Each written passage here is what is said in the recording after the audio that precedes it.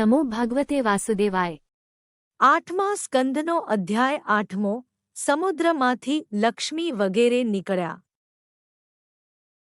શુકદેવજી કહે છે, હે રાજા, શિવે વિષપાન કર્યું, પછી ફરીને મંથન શરૂ કર્યું। ત્યારે કામધેનુ નીકળી, તેને ઋષિઓને આપી। પછી સફેદ ઉચયશ્રવા નામનો અશ્વ નીકળ્યો, તેને બળીરાજા લઈ ગયો। પછી 4 દાંતવાળો ઐરાવત હાથી નીકળ્યો, તેને ઇન્દ્રે લીધો।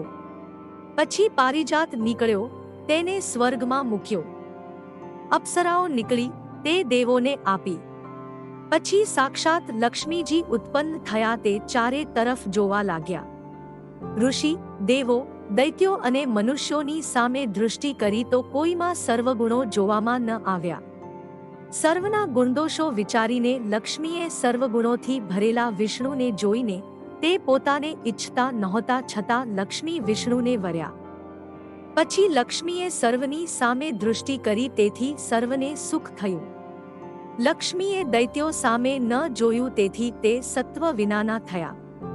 પછી વારુણી દેવી નીકળી, તેને અસુરોએ લીધી। પછી અમૃતનો ઘડો લઈને ધન્વંતરી નીકળ્યા।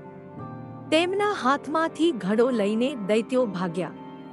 ત્યારે દેવો દુઃખી થઈને ભગવાન પાસે ગયા।